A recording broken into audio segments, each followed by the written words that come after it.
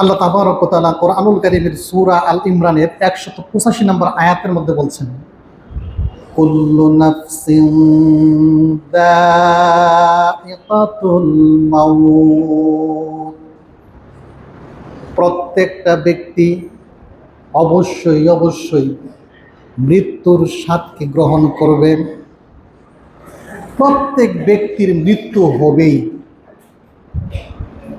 মৃত্যু নির্দিষ্ট, মৃত্যুর সময় নির্দিষ্ট। আপনি যেই জায়গায় মারা যাবেন সেই জায়গাটাও নির্দিষ্ট। পৃথিবীর কোনো ব্যক্তির পক্ষেই মৃত্যুকে এড়িয়ে যাওয়া সম্ভব হয়নি, হবে না। কিংবা মৃত্যু 1 মিনিট এদিক সেদিক করার ক্ষমতাও পৃথিবীর কারো আসবেই। সুতরাং ওই ব্যক্তি বুদ্ধিমান যে ব্যক্তি তার দুনিয়াবী জিন্দিগিকে এমনভাবে পরিচালিত করবে যেন তার মধ্যে সর্বক্ষণ মৃত্যুর চিন্তাটা উপস্থিত থাকে। মৃত্যুর চিন্তা ছাড়া একটা সময় যেন না কাটে, ওই ব্যক্তি প্রকৃতপক্ষে বুদ্ধিমান। এটা ভোলা যাবে না।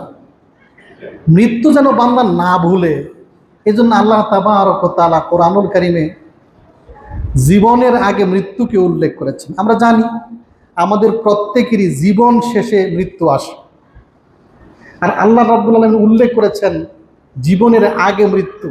সূরা মুলক 2 নম্বর আয়াতের মধ্যে আল্লাহ বলছেন, আল্লাযী খালাকাল মাউতা ওয়াল হায়াত। আল্লাহ রাব্বুল আলামিন মৃত্যুকে সৃষ্টি করেছেন এবং জীবনকে সৃষ্টি করেছেন।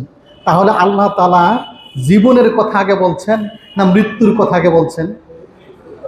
মৃত্যুর কথা আগে বলছেন। এই জন্য কেন বলছেন? যেন এই জীবন থাকতে সবসময় মৃত্যুকে প্রাধান্য দিয়ে বান্দা যেন তার জীবনটা পরিচালনা করে।